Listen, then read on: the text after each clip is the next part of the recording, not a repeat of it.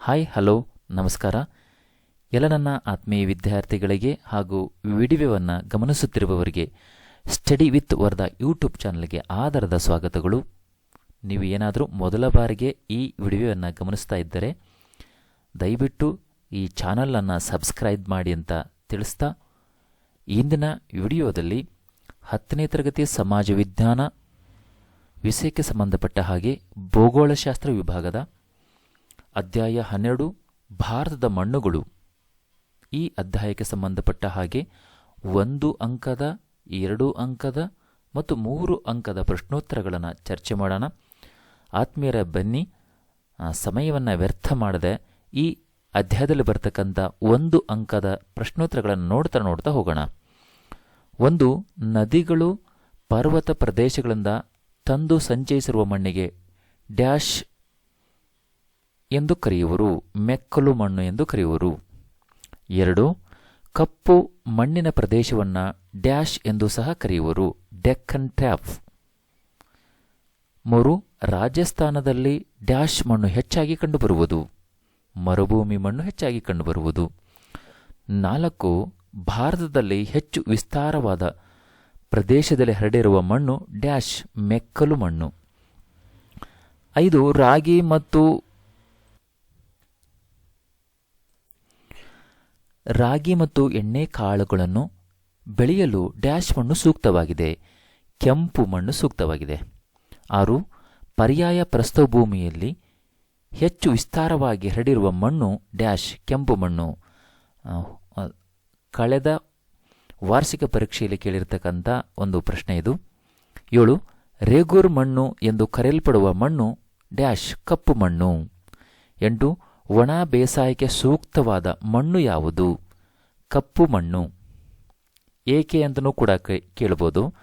ಒಣ ಬೇಸಾಯಕ್ಕೆ ಸೂಕ್ತವಾದ ಮಣ್ಣು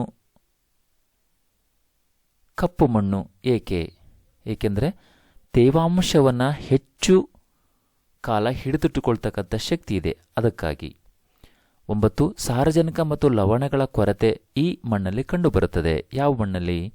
ಉತ್ತರ ಜಂಬಿಟ್ಟಿಗೆ ಅಥವಾ ಲ್ಯಾಟ್ರೈಟ್ ಮಣ್ಣು. 10. ಕೊಳೆತ ಜೈವಿಕಾಂಶ ಹೆಚ್ಚಾಗಿ ಕಂಡುಬರುವ ಮಣ್ಣು ಯಾವುದು, ಅದು ಪರ್ವತ ಮಣ್ಣು. 11.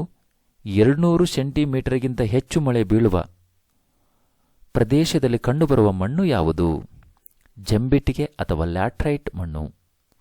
12. ಭಾರತದಲ್ಲಿ ವಿವಿಧ ಬಗೆಯ ಮಣ್ಣು ಕಂಡುಬರಲು ಕಾರಣವೇನು? ಉತ್ತರ ಮಣ್ಣು ಉತ್ಪತ್ತಿಯಾಗುವ ಮೂಲಶಿಲೆಗಳು ಮತ್ತು ವಾಯುಗುಣಗಳ ವ್ಯತ್ಯಾಸ. 13. ಮಣ್ಣು ಯಾವ ಅಂಶಗಳನ್ನು ಒಳಗೊಂಡಿದೆ? ಉತ್ತರ ಸಸ್ಯ ಮತ್ತು ಪ್ರಾಣಿಗಳ ಕೊಳೆತ ಜೈವಿಕ ಅಂಶಗಳನ್ನು ಒಳಗೊಂಡಿದೆ. 14ನೇ ಪ್ರಶ್ನೆ, ಮೆಕ್ಕಲು ಮಣ್ಣು ಎಂದರೇನು? ಇದನ್ನು ಇಲ್ಲಿ ಕೇಳಿದ್ದಾರೆ. ಇಲ್ಲಿ ನದಿಗಳು ಪರ್ವತ ಪ್ರದೇಶಗಳಿಂದ ತಂದು ಸಂಚಯಿಸಿರುವ ಮಣ್ಣಿಗೆ ಡ್ಯಾಶ್ ಎಂದು ಕರೆಯುವರು ಅಂತ, ಮೆಕ್ಕಲು ಮಣ್ಣು ಎಂದು ಕರೆಯುವರು. ಅಥವಾ ಇದನ್ನೇ ಈ ಉತ್ತರವನ್ನೇ ನಾವು ಪ್ರಶ್ನೆ ಮಾಡಬಹುದು, ಮೆಕ್ಕಲು ಮಣ್ಣು ಎಂದರೇನು? ಆವಾಗ ಇಲ್ಲಿರ್ತಕ್ಕಂಥ ಪ್ರಶ್ನೆ ಉತ್ತರವಾಗಿ ಬರ್ತದೆ. ಇಲ್ಲಿ ಕೇಳಿದ್ದಾರೆ ಅದನ್ನೇ, ಮೆಕ್ಕಲು ಮಣ್ಣು ಎಂದರೇನು? ಉತ್ತರ ನದಿಗಳು ಪರ್ವತ ಪ್ರದೇಶಗಳಿಂದ ಹೊತ್ತು ತಂದು ಸಂಚಯಿಸಿರುವ ಮಣ್ಣು. 15. ಕಪ್ಪು ಮಣ್ಣು ಹೇಗೆ ಉತ್ಪತ್ತಿಯಾಗಿದೆ? ಅಗ್ನಿಶಿಲೆಗಳ ಶೀತಲೀಕರಣದಿಂದ. 16. ಕಪ್ಪು ಮಣ್ಣನ್ನು ಕಪ್ಪು ಹತ್ತಿ ಬೆಳೆಯುವ ಮಣ್ಣು ಎಂದು ಕರೆಯುತ್ತಾರೆ, ಏಕೆ? ಈ ಮಣ್ಣು ಹತ್ತಿ ಬೆಳೆಗೆ ಬಹು ಸೂಕ್ತವಾಗಿರುವುದರಿಂದ. 17. ಕಪ್ಪು ಮಣ್ಣು ಹೆಚ್ಚು ದಿನ ತೇವಾಂಶ ಹಿಡಿದಿಟ್ಟುಕೊಳ್ಳಲು ಕಾರಣವೇನು? ಈ ಮಣ್ಣಿನಲ್ಲಿ ಜೇಡಿ ಮಣ್ಣಿನ ಕಣಗಳು ಹೆಚ್ಚಾಗಿ ಕಂಡುಬರುತ್ತವೆ, ಅದಕ್ಕಾಗಿ. 18. ಮರುಭೂಮಿ ಮಣ್ಣು ಎಲ್ಲಿ ನಿರ್ಮಾಣವಾಗುತ್ತದೆ? ಮರುಭೂಮಿ ಮಣ್ಣು ಎಲ್ಲಿ ನಿರ್ಮಾಣವಾಗುತ್ತದೆ ಅಂತ ಕೇಳಿದ್ದಾರೆ ಪ್ರಶ್ನೆನ. ಅತಿ ಕಡಿಮೆ ಮಳೆ ಮತ್ತು ಅಧಿಕ ಉಷ್ಣಾಂಶವಿರುವ ಪ್ರದೇಶದಲ್ಲಿ. ಎಲ್ಲಿ ಕಡಿಮೆ ಮಳೆ ಆಗುತ್ತೆ, ಎಲ್ಲಿ ಜಾಸ್ತಿ ಬಿಸಿಲು ಅಥವಾ ಉಷ್ಣಾಂಶ ಇರ್ತದೋ ಅಲ್ಲಿ. 19. ಮರುಭೂಮಿ ಮಣ್ಣಿನಲ್ಲಿ ನೀರು ನಿಲ್ಲದೆ ತೀವ್ರವಾಗಿ ಬಸಿದು ಹೋಗುತ್ತದೆ ಮತ್ತು ಬೇಗ ಆರ್ದ್ರತೆ ಕಡಿಮೆಯಾಗುತ್ತದೆ, ಯಾಕೆ ಅಂತ ಕೇಳಿದ್ದಾರೆ. ಉತ್ತರ ಮಣ್ಣಿನ ಕಣಗಳ ನಡುವೆ ಅಧಿಕ ರಂಧ್ರತೆ ಇರುವುದರಿಂದ, ಯಾಕೆಂದರೆ ಮರುಭೂಮಿ ಮಣ್ಣಲ್ಲಿ ಹರಳಾಗಿರ್ತವೆ. ಹಾಗಾಗಿ ಒಂದು ಕಣಗಳ ಜೊತೆಗೆ ಇನ್ನೊಂದು ಕಣಗಳು ಸರಿಯಾಗಿ ಸೇರೋದಿಲ್ಲ. ಅಲ್ಲಲ್ಲಿ ಗ್ಯಾಪ್ ಇರ್ತದೆ, ಅಂದರೆ ಅಲ್ಲಲ್ಲಿ ರಂಧ್ರಗಳಿರ್ತವೆ. ಹಾಗಾಗಿ 20 ಮರುಭೂಮಿ ಮಣ್ಣು ಕೃಷಿಗೆ ಯೋಗ್ಯವಲ್ಲ, ಏಕೆ? ಉತ್ತರ ಅದೇ ಬರ್ತದೆ ಇಲ್ಲಿ. ಮಣ್ಣಿನ ಕಣಗಳ ನಡುವೆ ಅಧಿಕ ರಂಧ್ರತೆ ಇರುವುದರಿಂದ ನೀರು ನಿಲ್ಲದೆ ತೀವ್ರವಾಗಿ ಬಸಿದು ಹೋಗುತ್ತದೆ. ಇಲ್ಲಿರ್ತಕ್ಕಂಥ ಪ್ರಶ್ನೆನ ಉತ್ತರವಾಗಿ ಬಂದಿದೆ ಅಷ್ಟೇ. 21 ಭಾರತದ ಪಶ್ಚಿಮ ಘಟ್ಟಗಳಲ್ಲಿ ಲ್ಯಾಟ್ರೈಟ್ ಮಣ್ಣು ಹೆಚ್ಚಾಗಿ ಕಂಡುಬರುತ್ತದೆ, ಏಕೆ? ಉತ್ತರ ತುಂಬ ಸರಳ.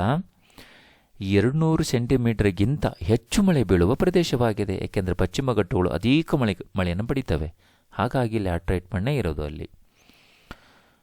22 ಮಣ್ಣಿನ ಸವೆತ ಎಂದರೇನು? ಭೂಮಿಯ ಮೇಲಿನ ಸಡಿಲವಾದ ಪದರವು ಪ್ರಾಕೃತಿಕ ಶಕ್ತಿಗಳಿಂದ ಸ್ಥಳಾಂತರ ಹೊಂದುವ ಪ್ರಕ್ರಿಯೆಯೇ ಮಣ್ಣಿನ ಸವೆತ ಅಥವಾ ಭೂಸವೆತ ಅಂತಲೂ ಕೂಡ ಕೇಳಬಹುದು. ಭೂಸವೆತ ಅಂದ್ರೇನು ಅಥವಾ ಮಣ್ಣಿನ ಸವೆತ ಅಂದ್ರೆ ಭೂಮಿಯ ಮೇಲ್ಪದರು ಪ್ರಾಕೃತಿಕ ಶಕ್ತಿಗಳಿಂದ ಅದು ಒಂದು ಸ್ಥಳದಿಂದ ಮತ್ತೊಂದು ಸ್ಥಳಕ್ಕೆ ಹೋಗುತ್ತೆ, ಅದನ್ನು ಸವೆತ ಅಂತ ಕರಿತೀವಿ ನಾವು. 23 ಮಣ್ಣಿನ ಸಂರಕ್ಷಣೆ ಎಂದರೇನು? ಮಣ್ಣಿನ ಸವೆತವನ್ನು ತಡೆಗಟ್ಟುವುದು ಹಾಗೂ ಫಲವತ್ತತೆ ಕಾಪಾಡುವುದು. ಮಣ್ಣು ಸವೆತ ಆಗದೆ ನೋಡ್ಕೊಳ್ಳೋದು ಮತ್ತು ಅದರಲ್ಲಿರ್ತಕ್ಕಂಥ ಫಲವತ್ತತೆ ಕಾಪಾಡೋದು ಮಣ್ಣಿನ ಸಂರಕ್ಷಣೆ. 24 ಮಣ್ಣಿನ ಸವೆತದ ಮುಖ್ಯ ಕರ್ತೃಗಳು ಯಾವುವು ಸವೆಸ್ತವೆ ಅಂತ? ಹರಿಯುವ ನೀರು, ಗಾಳಿ, ಸಮುದ್ರದ ಅಲೆ ಮುಂತಾದವುಗಳು. 25 ಸ್ವಾಭಾವಿಕ ಚಿಲುಮೆಗಳು ಬತ್ತಿ ಹೋಗಲು ಕಾರಣವೇನು? ಯಾಕೆ ಸ್ವಾಭಾವಿಕ ಚಿಲುಮೆಗಳು ಬತ್ತಿ ಹೋಗ್ತವೆ, ಜಲಗಳು ಬತ್ತಿ ಹೋಗ್ತವೆ ಅಂತ? ಉತ್ತರ ಭೂ ಸವೆತದಿಂದಾಗಿ ಭೂಮಿಯಲ್ಲಿ ಇಂಗುವ ನೀರಿನ ಪ್ರಮಾಣ ಕಡಿಮೆಯಾಗುವುದರಿಂದ. ಇನ್ನು 2-3 ಅಂಕದ ಪ್ರಶ್ನೋತ್ತರಗಳನ್ನು ನೋಡ್ತಾ ಹೋಗೋಣ. ಅದರಲ್ಲಿ ಒಂದನೇದ್ದು, ಭಾರತದಲ್ಲಿ ಕಂಡುಬರುವ ಮಣ್ಣಿನ ಮುಖ್ಯ ಪ್ರಕಾರಗಳು ಯಾವುವು? ಅದು ಭಾರತದಲ್ಲಿ ಕಂಡುಬರುವ ಮಣ್ಣಿನ ವಿಧಗಳನ್ನು ತಿಳಿಸಿ ಅಂತಲೂ ಕೂಡ ಕೇಳಬಹುದು. ಆದಮೇಲೆ ಇಲ್ಲಿ ನೆನಪಿಟ್ಕೊಳ್ಳೋದು ಹೇಗೆ ಅಂತಂದರೆ, ಇಲ್ಲಿರ್ತಕ್ಕಂಥ 4 ಮಣ್ಣಿನ ವಿಧಗಳನ್ನು ಬರೆದಿದ್ದೇನೆ. ಅವನ್ನು ನೀವು ಒಂದೇ ಉಸಿರಿನಲ್ಲಿ ಹೇಳಬೇಕು. ಹೇಗೆ ಹೇಳಬೇಕು ಅನ್ನೋ ನಾನು ಹೇಳ್ತೀನಿ ಈಗ. ಮೆಕ್ಕಲು, ಕಪ್ಪು ಕೆಂಪು ಜಂಬಿಟ್ಟಿಗೆ, ಮರುಭೂಮಿ ಪರ್ವತ. ಹೌದಾ? ಇನ್ನೊಂದ್ಸರಿ ಹೇಳ್ತಾ ಇದ್ದೀನಿ. ಮೆಕ್ಕಲು, ಕಪ್ಪು ಕೆಂಪು ಜಂಬಿಟ್ಟಿಗೆ, ಮರುಭೂಮಿ ಪರ್ವತ. ಹೀಗೆ ನಾವು ಹೇಳಿ ಅಭ್ಯಾಸ ಮಾಡಿ ನೆನ್ಪಿಟ್ಕೋಬೇಕು. ಬರೆಯುವಾಗ ಮಾತ್ರ ಮೆಕ್ಕಲು ಮಣ್ಣು, ಕಪ್ಪು ಮಣ್ಣು, ಕೆಂಪು ಮಣ್ಣು, ಜಂಬಿಟ್ಟಿಗೆ ಮಣ್ಣು, ಮರುಭೂಮಿ ಮಣ್ಣು ಮತ್ತು ಪರ್ವತ ಮಣ್ಣು ಅಂತ ಬರೀಬೇಕಾಗತ್ತೆ. ಆಯಿತಾ?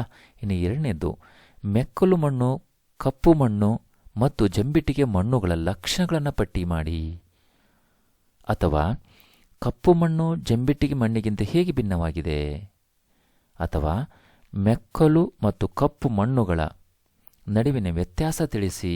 ಹೀಗೆಲ್ಲ ಕೇಳಿದರೂ ಕೂಡ ನಾನಿಲ್ಲಿ ಮಣ್ಣುಗಳ ವಿಧಗಳನ್ನು ಬರೆದಿದ್ದೀನಿ ಮತ್ತು ಆ ಮಣ್ಣುಗಳ ವಿಧಗಳ ಹೆಸರಿನ ಕೆಳಗಡೆ ಅವುಗಳ ಲಕ್ಷಣಗಳನ್ನು ಬರೆದಿದ್ದೀನಿ. ನೀವು 3 ಓದಿಕೊಂಡು ಯಾವುದರಲ್ಲೂ ಕೂಡ ವ್ಯತ್ಯಾಸಗಳನ್ನು, ಭಿನ್ನತೆಗಳನ್ನು ಕೇಳಿದಾಗ ನಾವು ಅದರ ಕೆಳಗಡೆ ಇರತಕ್ಕಂಥ ಅಂಶಗಳನ್ನು ಬರಿತಾ ಹೋದರೆ ಸಾಕು. ಮೊದಲಿಗೆ ಮೆಕ್ಕಲು ಮಣ್ಣು ನೋಡೋಣ. ಮೆಕ್ಕಲು ಮಣ್ಣು ನಿಮಗೆ ಗೊತ್ತಿರದೆ ನದಿಗಳು, ಪರ್ವತಗಳಿಂದ ತಂದು ಸಂಚಯಿಸಿರುವ ಮಣ್ಣು ಮತ್ತು ಭಾರತದಲ್ಲಿ ಹೆಚ್ಚು ವಿಸ್ತಾರವಾಗಿ ಹಬ್ಬಿದೆ.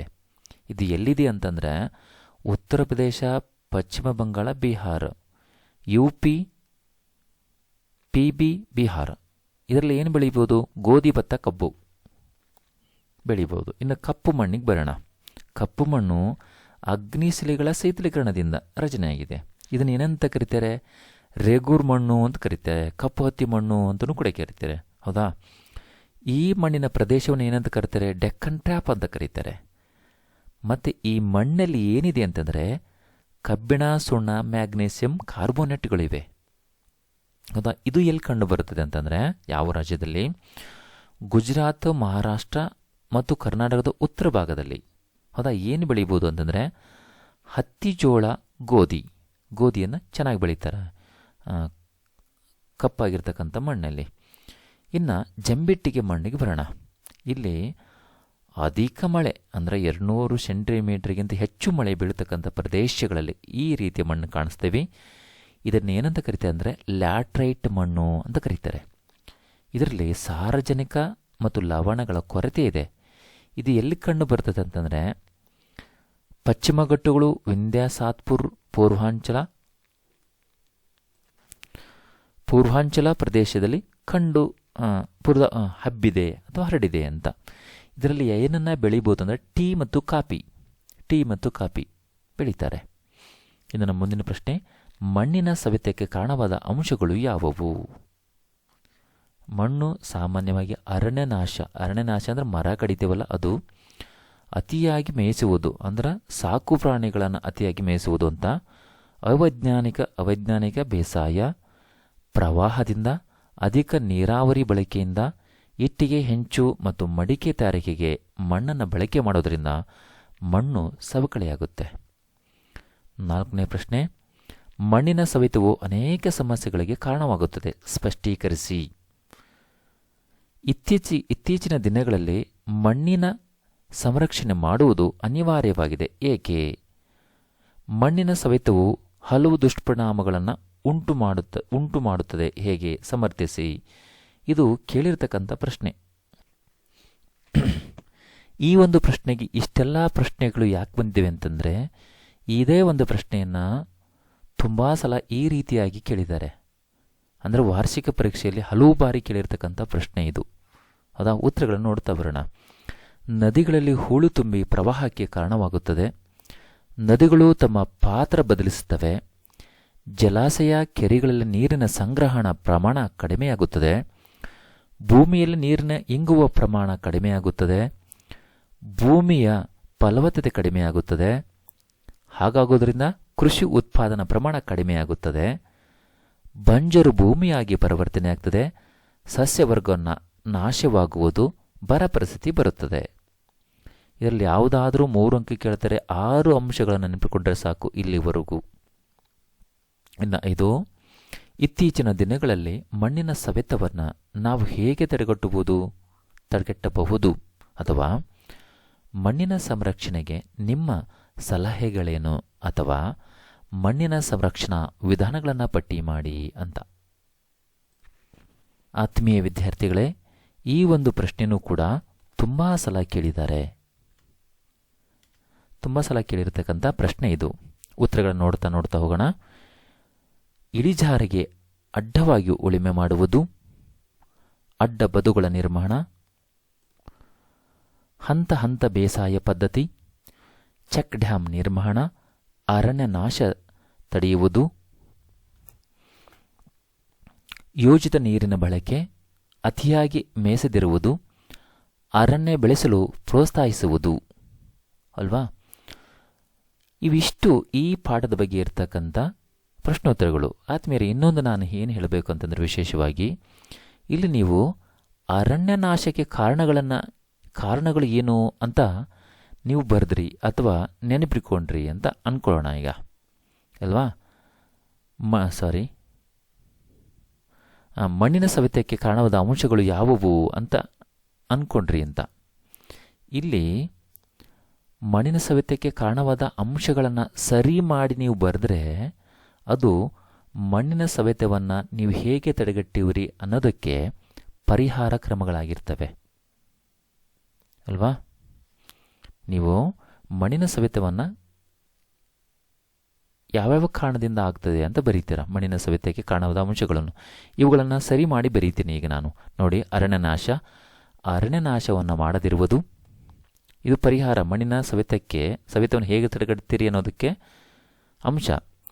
ಇಲ್ಲಿ ಅತಿಯಾಗಿ ಮೇಯಿಸುವುದು ಮಣ್ಣಿನ ಸವೆತಕ್ಕೆ ಕಾರಣವಾಗಿದ್ದರೆ ಮಣ್ಣಿನ ಸವೆತವನ್ನು ಹೇಗೆ ತಡೆಗಟ್ಟುತ್ತೀರಿ ಅನ್ನೋದಕ್ಕೆ ಅತಿಯಾಗಿ ಮೇಯಿಸದಿರುವುದು ವೈಜ್ಞಾನಿಕ ಬೇಸಾಯ, ಪ್ರವಾಹ ನಿಯಂತ್ರಣ ಮಾಡುವುದು, ಅಧಿಕ ನೀರಾವರಿ ಬಳಕೆ,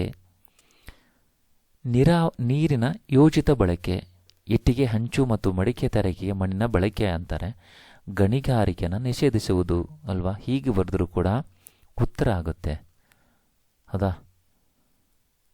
ಓಕೆ, ಏನಾಗಲಿ ನಿಮಗೆ ಹೇಗೆ ಸರಿ ಅನಿಸುತ್ತೋ ಹಾಗೆ ಓದಿ. ನೀವು ವಾರ್ಷಿಕ ಪರೀಕ್ಷೆಯನ್ನು ನೀವು ಅದ್ಭುತವಾಗಿ ಬರೀರಿ ಅಂತ ಆಶಿಸ್ತಾ ನಾನು ಈ ಒಂದು ವಿಡಿಯೋನ ನೋಡಿದ್ದಕ್ಕೋಸ್ಕರವಾಗಿ ನೀವೆಲ್ಲರಿಗೂ ಕೂಡ ಧನ್ಯವಾದಗಳು.